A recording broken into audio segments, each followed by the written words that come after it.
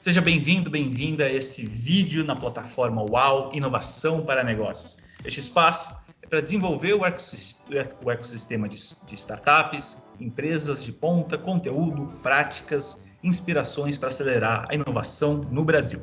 Eu sou Eric Wiesentheimer, editor da plataforma, e hoje eu vou facilitar uma conversa nada fácil, mas que vai ser muito bem elucidada aqui por quem está presente sobre inovações, negócios e estratégias num cenário de extrema incerteza que vivemos, né? Estamos gravando isso no dia 18/3/2020.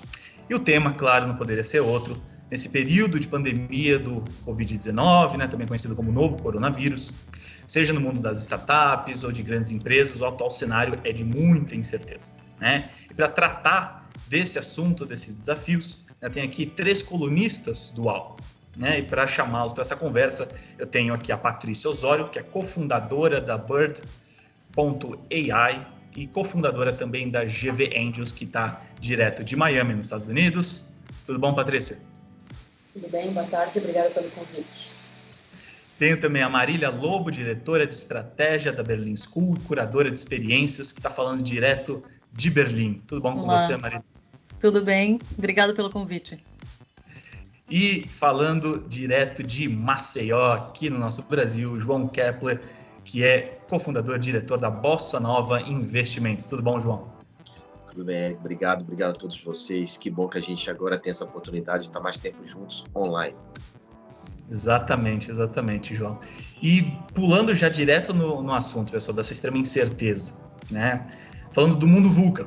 Para quem está no mundo, no ecossistema, nessa ainda bolha que nós vivemos, no ecossistema de inovação, de startups, sabe o que significa, mas para quem está nos assistindo e não sabe, né, o VUCA, essa terminologia que foi criada, vocês até me corrijam se eu estiver errado, mas cunhada pelo um general norte-americano, né, há alguns anos, para falar da volatilidade, das incertezas, desses ambientes complexos e ambíguos que temos, né, cada vez mais no nosso mundo, e esse cenário que vivemos agora é, né, uma prova viva disso, né? Então, indo para essa questão de mundo VUCA, né, nós estamos o setor da inovação chegou no seu primeiro período de mundo VUCA, né? O que a gente pode esperar e como agir nesse momento?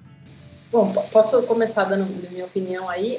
Eu acho que já o mundo de startups, né, já estava vivendo VUCA. Eu acho que a gente já tinha sido obrigada, na verdade, o contexto das startups já nasceram um pouquinho dentro desse contexto do VUCA, em que o planejamento ele é feito, mas ele é mudado o tempo todo. Você olha para as coisas no mês a mês, às vezes semana a semana, tem conceito de sprint, tem conceito de OKR, então tem um monte de padrões de métricas e processos que surgiram para trabalhar com prazos bem menores. Eu acho que o que mudou muito agora é que talvez a primeira vez que tem algo de um impacto tão global e tão cross-indústria, cross-tudo, que a gente está vendo, e aí isso está forçando grandes empresas a também entrarem de forma mais rápida, porque elas já vinham, né, tentando se aproximar desse universo, tentando viver um pouquinho o ambiente de inovação e do que fazer de diferente e estar próximo de entender movimentos e rapidamente se adaptar a eles. Agora elas estão sendo forçadas a entrar nisso e a se adaptar. Então eu acho que isso já existia. Empresas que já estavam vivendo isso tiveram uma certa vantagem, uma mínima vantagem. Então a gente estava até falando sobre, por exemplo, o trabalho remoto, né? Quem já estava acostumado, já sabia trabalhar remoto, ainda que não trabalhasse 100% remoto, conseguiu se adaptar com muito mais facilidade a isso do que quem não fazia. Quem não fazia ainda está tendo que aprender, sendo forçado a fazer. Então eu acho que a gente já fazia isso, só que não numa escala tão grande como está sendo todo mundo exposto agora. A Paty brilhantemente deu o contexto geral. Realmente as empresas, as grandes empresas, as corporações, quem não entendia muito bem esse modelo de inovação agora está compreendendo na prática. Eu estou conversando com muitos empresários, muitos empreendedores e estou percebendo que o vírus, né, que é coronavírus, mudará completamente a nossa forma de se relacionar, pensar, investir, comprar, vender, tudo, né? Trabalhar, viajar. A gente realmente vai ser forçado a repensar tudo. E já está sendo forçado a repensar tudo. Agora mesmo, antes da ligação, eu estava numa audiência pública do Marco Legal das Startups, eu sou um dos facilitadores que estou ajudando na contribuição desse novo projeto de lei, e a gente estava lá discutindo exatamente isso, né? Essa lei, ela é nova, ela já tem que ser renovada, porque tem muita coisa acontecendo agora nesse momento, no que diz respeito ao que é uma startup e o que deixa de ser uma startup. Então, há empresários perdidos, empresários precisando mais do que nunca inovação, e muitas vezes essa inovação não é tecnologia, ela é um modo de pensar, ela é muitas outras coisas. Então, para começar, eu quero dizer que eu concordo plenamente com a Paty, e quero também dizer que a gente tem jeito de se fazer inovação de uma maneira muito mais simples, porque é o jeito que tem que se começar, pelo despertar. Se não conseguimos despertar nos grandes empresários, nos médios, nos pequenos, até nos pequenos, da maneira mais simples, agora, com o advento do que está tudo acontecendo, eles vão ser obrigados a entender como tudo funciona. Exato. E concordando e complementando o que o João e a Paty trouxeram, eu acho que a crise do coronavírus, ela trouxe à tona também uma crise que já existia no mundo, que é a crise de confiança. Confiança nas instituições, nas representações, nos nossos stakeholders. É interessante notar o IBGC, o Instituto Brasileiro de Governança Corporativa, no final do ano passado, lançou pela primeira vez um guia de boas práticas para startups e scale-ups em governança corporativa. Quando a gente falava em governança corporativa, antes do coronavírus, parecia que era um universo completamente distante e só aplicável para as empresas tradicionais, as empresas do passado, né, dessa economia do passado. Eu acho que a crise do coronavírus nos traz essa reflexão de que construir as bases de confiança, construir o trabalho de governança corporativa também para ecossistemas de inovação vai ser a grande tônica do mundo pós-Covid. E aproveitando até esses pontos que vocês fizeram, principalmente sobre grandes empresas, como se adaptar, né, principalmente a esse novo cenário, né, seja na forma de pensar, na forma de gerar negócios, aproveitando que cada um de vocês está numa parte do mundo, né? O João aqui no Brasil, a Patrícia nos Estados Unidos, a Marília na Alemanha. O que nesses primeiros meses, né, do coronavírus pelo mundo, o que vocês já conseguiram ver de inovações, se é que tivemos alguma, né, seja de grandes empresas ou até mesmo de startups ou empreendedorismo ali individual mesmo de pessoas? Vocês têm algum exemplo, alguma história aí que vocês viram recente para vocês compartilharem? Olha, assim, por favor. Tá, joia. Eu acho que tem um ponto, posso falar, começar, né, dar o kick-off, porque acho que tem um ponto muito interessante que aconteceu na Alemanha. A Alemanha tradicionalmente é um país não digitalizado, o que inclusive contrapõe a crença de muitas pessoas. A Alemanha sim é um país muito eficiente, com um ecossistema de inovação muito interessante em alguns nichos e com bastante base de pesquisa científica, mas a digitalização nunca foi o forte da Alemanha. Quando você vem morar aqui, a primeira coisa que você recebe é uma pasta, literalmente. Quando você abre uma conta no banco, você recebe uma pasta, aquelas de furinho, sabe? E todas as coisas aqui na Alemanha eram feitas por cartas. Então você falava alguma coisa, não, você vai receber uma carta. E em 2 semanas, o processo de digitalização ele foi muito rápido. Então, para mim, ficou a mensagem de como as crises, elas mostram que as mudanças, elas são barreiras imaginárias, muitas vezes, e barreiras do contexto cultural e histórico daquele local. Porque, muito rapidamente, cartórios tiveram que fazer tudo online, assinaturas online, médicos dando dispensa por telefone para os funcionários, mesmo antes das empresas decretarem home office. Então, aqui na Alemanha ficou para mim muito essa mensagem de como essa mudança trouxe a barreira invisível, né, para a mudança. Olha, existe uma grande diferença de oportunidade com oportunismo. Aqui no Brasil a gente tem que um pouco separar isso, né?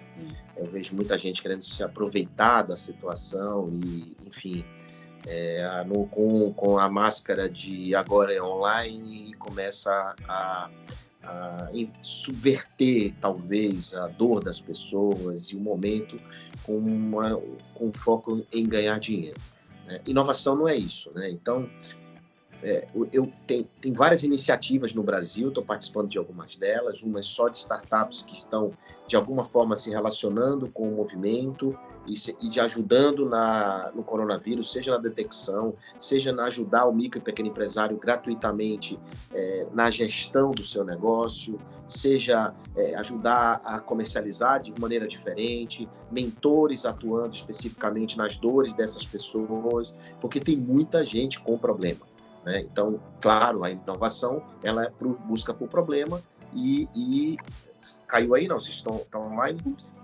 Não, nós estamos aqui, acho que é só voltou. a sua... Voltou, pronto. Entrou uma ligação, eu não coloquei no silencioso. Então, isso eu vejo como uma preocupação, né? Tem várias iniciativas, startups do nosso portfólio, inclusive, são mais de 605 investimentos, a gente tem o maior portfólio da América Latina, realmente muito grande, então imagina que aqui dentro do portfólio tem muita coisa interessante e que pode efetivamente ajudar nesse momento que a gente está passando e vivendo. Agora, a minha preocupação é separar isso, alertar todo mundo do que está acontecendo, principalmente desses oportunistas e desses gurus aí que existem por todo lado. Eu acho que um exemplo legal de inovação que para mim foi marcante, porque foi de indústria, e normalmente quando você pensa em indústria, você pensa em lentidão, foi em Paris, o grupo dono da Louis Vuitton, né, mudar toda a sua produção para fazer álcool gel. E aí, seguindo esse exemplo, a Ambev no Brasil fazendo a mesma coisa, né? Então, fazendo gel, inclusive. Foram inovadores no sentido de, eu tenho a matéria-prima, eu tenho a fábrica, por que não eu tentar me direcionar para ajudar, provavelmente já prevendo que a demanda pelos produtos deles também vão cair, né? Então, já conectando as duas coisas. Então, isso para mim foi marcante nesse sentido de inovação, fugindo de startups e de coisas que estão surgindo aí do zero, né? Nessa mesma linha, estamos vendo também muitas grandes empresas zerando o valor de mensalidade das suas soluções, das suas SAP, Microsoft, Adobe, tantas outras grandes empresas zerando o valor da mensalidade para essas pessoas que estão precisando tanto se conectar e usar essas ferramentas hoje em dia e não tem condição de pagar. E a questão do novo coronavírus, como que ele afetou vocês? Não no lado pessoal, né? Porque estamos aqui todos, cada um nas suas respectivas casas, basicamente, né?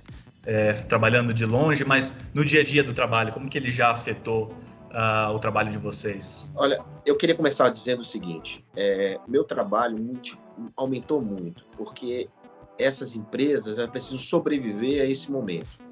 Então, de que forma eu ajudo esses caras a passar esses 3 meses? Eu estou estimando 40 dias, mas não é porque é quarentena, é 40 dias. Não é por isso, é uma coincidência. Eu estimei 40 dias, mas no final das contas são 3 meses de sobrevivência, né? Essas startups que eu invisto são muito no early stage, na base. São startups que estão ali nos seus primeiros faturamentos e tal. Então, isso realmente requer uma atenção e um cuidado. Claro que elas são resilientes, claro que elas têm modelo enxuto, claro que elas têm métodos diferentes de operar, de trabalhar com poucos colaboradores, muita eficiência, mas elas precisam fazer o ajuste e o replanejamento, principalmente aqui, na expectativa, porque esses meninos pensam em crescer exponencial e esquecem muito que o controle, a estrutura, a base é muito importante nesse momento, que as grandes empresas estão acostumadas a fazer, mas são engessadas, eles estão querendo crescer, só pensam em crescer, mas esquece da perenidade. E esse momento é o momento de fazer assim neles, para que eles comecem a olhar controle, processo, planejamento e outras coisas. Então, meu trabalho hoje está muito nessa linha, e então eu estou duplicando a minha atividade, não só para atender as nossas startups dentro do portfólio, também como atender em outros tipos de empresário e ajudar no que eu posso e participar no máximo possível de momentos como esse, até que eu agradeço o UOL. E, claro, o que a gente vai deixar gravado aqui é para ajudar as pessoas. Então, o objetivo é muito nobre e honesto. Vou até aproveitar, pegar o gancho no que o João está falando. Eu acho que o principal impacto, claro que num nível mais básico, para qualquer... nós somos uma escola, eu atuo na área de educação, é a infraestrutura online, mas o mais relevante nesse momento é repensar o papel da educação. Eu acho que essa crise vai realmente... Já se falava muito do papel de não mais professor, moderador, e eu vou além. Eu acho que a escola e a educação ela tem muito mais hoje o papel de ser curador de experiências, moderador de discussões e reflexão para ação. Você sabe, Érica, a gente já conversou sobre isso, eu sou uma apaixonada por entender essa junção do novo e do velho. Eu acho que realmente o coronavírus vai trazer o novo, mas como o João bem colocou, essa reflexão para a ação, ela vai depender muito de abraçar esses paradoxos dos processos, do controle, da disciplina, com a criatividade, com a disrupção, com o exponencial. E a gente ainda estava num processo, principalmente o ecossistema brasileiro, mas se a gente for olhar ecossistemas como um todo, de fórmulas mágicas, ou de um lado, ou de 8 ou de 80. Eu acho que cada vez mais a gente vai perceber que, primeiro, cada ecossistema, seja dos Estados Unidos, Israel, Alemanha, ou Europa continental, ou Suíça, carrega consigo as características culturais daquele local. E não dá para colocar um plug and play só de fórmula, né? Então, colocar um template de fórmula, é preciso encaixar esse novo e o antigo, e é preciso encaixar esse conhecimento de acordo com o contexto local e global. E nesse sentido que eu vejo a maior diferença no impacto do papel da educação para a inovação e para o que a gente está discutindo para o futuro. Do nosso lado, a gente a minha empresa é uma empresa que usa a voz do consumidor para ajudar as marcas a estarem mais próximas e entenderem o que eles estão vivendo e tendo experiência de compra. E para nós, de certa forma, foi positivo, porque a gente está conseguindo manter os nossos clientes conectados com os seus consumidores de alguma forma. E uma coisa que eu percebi muito é que muita gente nas empresas estava no automático, estava fazendo o mesmo sem parar para pensar, então estava resolvendo urgente, não olhando para o importante, não olhando para frente, e todo mundo foi obrigado, de certa forma, a parar, entrar em casa e rever tudo o que estava fazendo. E eu estou vendo muito mais gente com tempo disponível para ouvir o novo. As pessoas estão com esse olhar de deixa eu ouvir o novo. Então, nesse sentido, foi positivo, porque eu estou tendo mais receptividade das pessoas em ouvir as coisas. Acho que também em linha com o que o João falou, dos dois lados, né? Também os empreendedores também estão buscando mais mentoria, porque está todo mundo um pouco perdido, sem saber o que fazer. Então, acho que a proximidade, as pessoas estão mais conectadas de alguma forma, por mais que estejam mais distantes. Então, isso foi positivo. Complementando isso tudo que vocês estão falando, né? E não antes de você ir para a próxima pergunta, só queria dar um complemento em relação ao nosso momento familiar, né? Dentro de casa, né? Eu tenho uma estrutura em São Paulo, tenho uma estrutura em Maceió, casei com uma alagoana, e eu estou em Maceió com meus filhos, meus 3 filhos, um que mora em São Paulo, outro que mora em Miami, e a que mora em Maceió, e nós estamos juntos. Então, assim, é um reaprendizado dessa convivência, tudo novo também, né?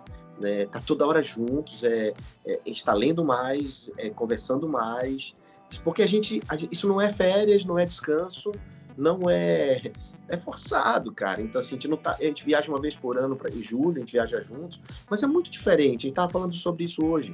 Tá? Os programas são diferentes, a conversa é diferente, a reunião à mesa é diferente, então a preocupação é junta, o medo é igual, sabe? Então, assim, tem muita coisa acontecendo e esse aprendizado é muito, muito válido, né? Então a gente está vendo aqui o aspecto de inovação também dentro de casa, na convivência da família. Claro que vão ter família que vão se desestruturar, isso parece até um Big Brother, esse negócio, né, de confinamento e tal, e de fato quem entende disso diz que muda a vida das pessoas esse tal de confinamento. Eu nunca passei, mas assim, não é que eu não estou saindo de casa, eu estou evitando, não por mim, pelos outros. Né? Eu acho que é isso que a gente tem que fazer. E é muito bom, porque nós estamos com mais tempo útil, bem aplicado, para fazer muito mais coisa. Quem já vivia no mundo online, fazendo reuniões online, já sabe o que eu estou falando. Mas que sou um cara muito presencial, né? De eventos presenciais, palestras presenciais, tá junto com os meus empreendedores, assim, convivendo, para mim foi uma grande modificação, inclusive familiar.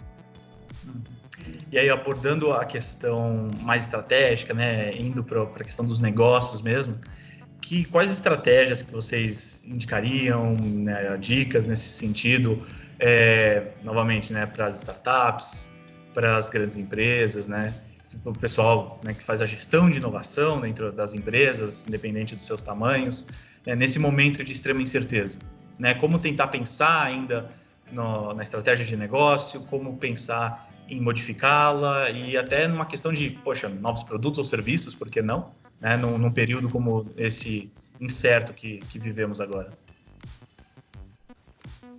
A Marília. Bom, eu estava esperando a Paty, se ela ia falar alguma coisa das empresas, que eu adorei o exemplo que ela trouxe. Eu gosto muito dessa ideia de, ao mesmo tempo que fortalece o core, então muitos estudiosos falam muito sobre, neste momento, em momentos de crise, fortalecer o seu core, né? Então existe muito debate quando a gente fala, por exemplo, de desenvolvimento pessoal e de modelos de negócio, se é melhor diversificar ou se é melhor fortalecer o core, que não existe certo e errado, mas eu acho que voltar para o fundamento. Nesse momento você tem que voltar para o fundamento, seja um microempreendedor, entender o fundamento, entender o que você é bom, entender por que começou, é o momento de voltar, eu acho que fortalecer o core, fortalecer essa sementinha e o fundamental. E a partir desse fortalecer o core, com certeza inovações vão surgir. Mas essa é a primeira coisa que me vem em mente, fortalecer e voltar para o fundamento. Eu fiquei pensando aqui, aí é uma pergunta bem difícil essa daí, né? Isso que você falou faz muito sentido, olhar para fortalecer o que você tem de bom. E uma outra coisa que eu pensei que está relacionada à última questão, que é isso que a gente está sendo obrigado a fazer, de se conectar mais, de ouvir mais o outro, de buscar ajuda, né?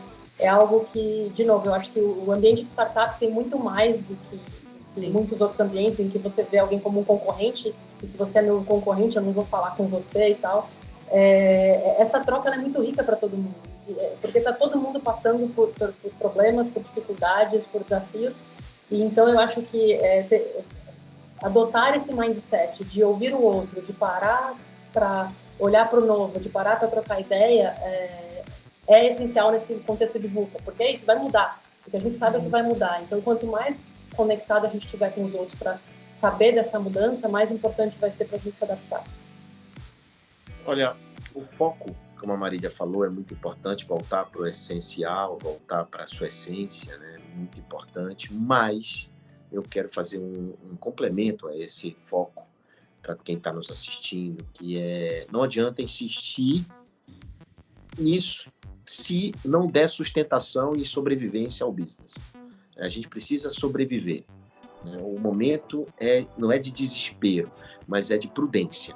Se o teu foco, se o teu business principal não estiver gerando receita porque ele foi travado por algum motivo, porque não é mais interessante para os clientes neste momento, você precisa buscar uma alternativa.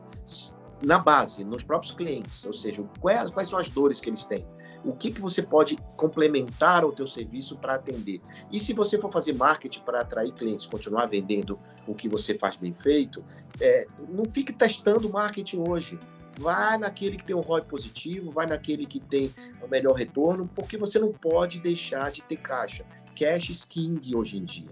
Não tem como esse negócio de você esperar investimento em rodadas, porque as rodadas não vão acontecer nos próximos 2 meses. É muito difícil, o processo está lento, a gente não tem colaborador, está todo mundo home office. Então, assim, não é porque não quer, é porque não vai dar para fazer. Então, ninguém está aí, todo mundo trabalha, está todo mundo trabalhando, mas está todo mundo meio que olhando o que está acontecendo. Então, assim, muito cuidado e insistir no mesmo ponto que não gere retorno para sustentar a operação nos próximos 3 meses. Então, não queira ganhar muito dinheiro agora. Queira sustentar a sua empresa, queira pagar seus colaboradores, queira que você possa sustentar sem demitir, né? Porque, putz, cara, todo mundo precisa, então não é agora que você vai demitir, se você puder, obviamente. Agora, se você tiver que salvar a empresa, terá que demitir de qualquer forma. Então, assim, é só uma consideração, viu, Marília? Eu não tô contra o que você falou, só um complemento do que você falou para poder ajudar quem está nos assistindo. Faz todo sentido. E garantir a liquidez, principalmente para o pequeno negócio, é fundamental. Então, voltar para o fundamento de onde você começou para tirar a sua fortaleza. Mas, sem dúvida, agora é hora de garantir fluxo de caixa. Se a gente for olhar para o básico do básico, é hora de garantir fluxo de caixa. É isso. E aí, pensando... Claro, por favor. Só posso um comentário, talvez não seja relacionado a essa pergunta, mas eu achei interessante. Ontem à noite, eu fiz um vinho com as amigas em casa. Então, todo mundo conectou no Hangouts e ficou conversando como se a gente tivesse saído. E aí eu acabei... se tinha sido presencial ou virtual. Não, foi cada uma na sua casa, só que, vamos conversando o mais próximo que a gente pode ter dessa experiência. E eu acabei de ver uma notícia de que o Netflix lançou um Netflix Party, que você assiste um filme conectado com seus amigos e pode trocar. Então, é o tipo de inovação, porque no fim é isso, as pessoas, independente do que aconteça, elas vão querer continuar. Essencialmente, a gente vai fazer a mesma coisa, a gente vai querer consumir, a gente vai querer interagir, a gente vai querer trocar. Então, como você consegue olhar para essas relações e apoiá-las de alguma forma é um caminho interessante. E olhando para um próximo passo, né, que esperamos que o mais breve possível essa situação seja normalizada, que, né, possamos todos voltar a conviver, viajar pelo mundo, né, estar em contato presencialmente, como o João estava falando tanto. Pensar as empresas, startups, né, as pessoas que estão nesse ecossistema de inovação, que mentalidade, novamente, né, dicas que vocês podem passar para que essas empresas, esses profissionais já se posicionem para esse próximo passo, né, para essa retomada, essa guinada novamente nos negócios. Como atuar hoje para daqui, talvez, 40 dias ou 3 meses, o tempo que for necessário, para que, né, o empreendedor, a grande empresa ali consiga fazer a sua retomada do negócio e que, né, não perca seus clientes, que continue pensando, né, na área de inovação. Olha, eu queria começar dizendo que não tem como eu não usar palavras de bullshitagem, né? Não tem como, mas é resiliência, cara. Não tem como não falar disso. Isso não é palavra de ordem, isso é a ordem hoje.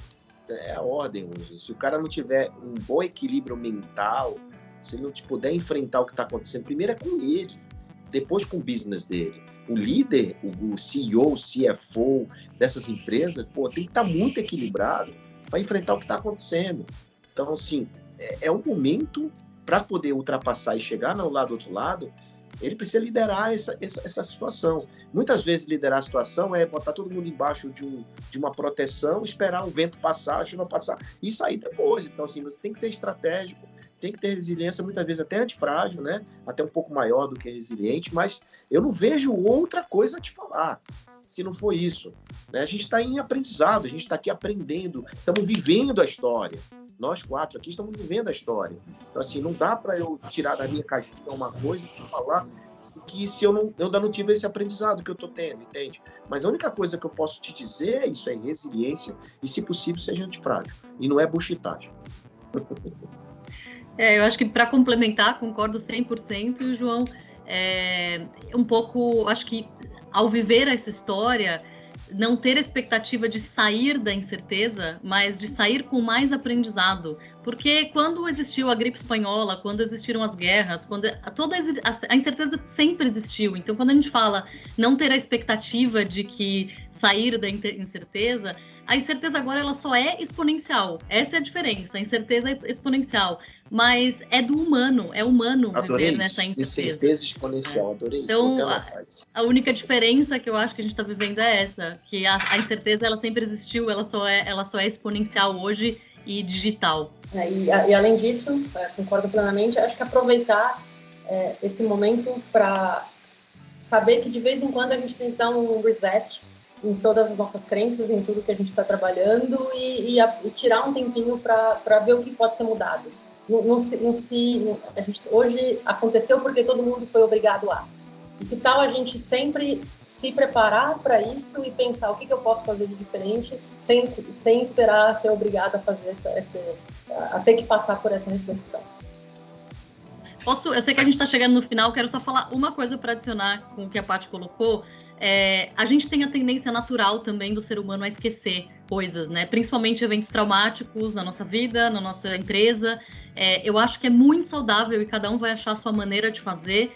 Escreva, tire fotos das suas sensações, faça algo para você. Então, eu estou começando a fazer já o meu diário do novo mundo, né? Que eu chamei, porque a gente esquece. Eu tive alguns meses atrás, 8 meses atrás, um problema muito sério de coluna, com uma hérnia de disco, um disco estourado. E eu lembro que eu falava, nossa, quando eu vou voltar a andar sem dor e tal, eu vou fazer exercício. E depois de 4 meses, quando a dor passou, eu já não estava mais fazendo exercício.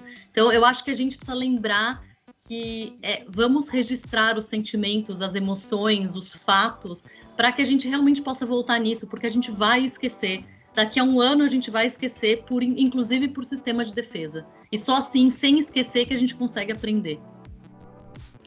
E vocês querem, pessoal, até como a própria Marília falou, né, a gente concluindo aqui antes de nós terminarmos, vocês querem deixar alguma mensagem, alguma dica ou o que for para quem está assistindo a gente, seja para quem atua na área, nas respectivas áreas de inovação das empresas, seja para o empreendedor, para o startupeiro, esteja ele no Brasil, nos Estados Unidos, na Alemanha, onde for nesse mundo, ou que mensagem que vocês gostariam de deixar aí no final? Eu queria dizer que, apesar de eu ter sido um pouco alarmista, né, e peço desculpa por isso, é que eu estou vivendo essa ebulição, eu queria dizer que coisas incríveis nascerem em momento de crise.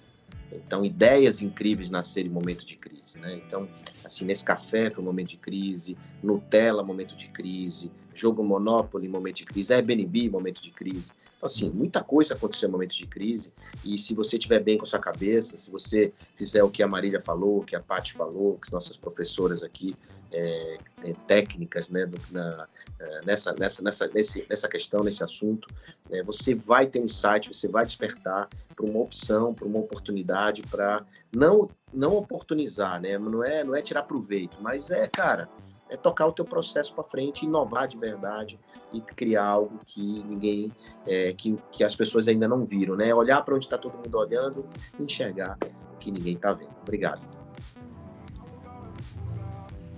Eu diria, eu complementaria só dizendo que acho que a melhor forma de se posicionar nessa situação e nesse novo mundo é com verdade, com autenticidade e autoconhecimento de fato, porque tudo começa no indivíduo, a gente está vivendo esse convite de uma ação individual que tem um impacto no coletivo, então é autoconhecimento de verdade, sem bullshit, né, como o João colocou, sem oportunismo e arrogância do saber ou do novo e do velho que a gente já comentou, e com coragem, com ação do coração, né, com reflexão e com ação, mas com coragem.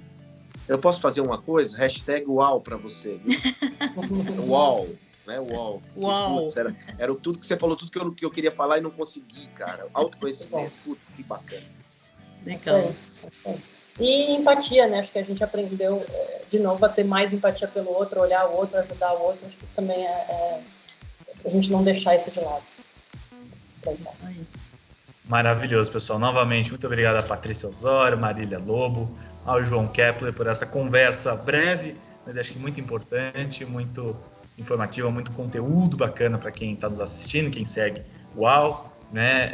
Deixar os nossos canais das redes sociais aqui, depois a gente vai colocar esse vídeo na íntegra no nosso site, no canal do YouTube, mas continue seguindo o @UAU Festival, né? O UAU é WHOW, para ter conteúdos como esse, como a gente discutiu aqui com a Paty, a Marília e o João, entre outros assuntos voltados sempre para o ecossistema da inovação, sempre voltado para que esse setor, né, evolua cada vez mais, principalmente no Brasil, mas hoje com essa grandiosa experiência, né, da Marília na Alemanha, Patrícia em Miami e o João direto da bela Maceió, aqui mesmo no Brasil. Pessoal, muito obrigado de novo, até mais.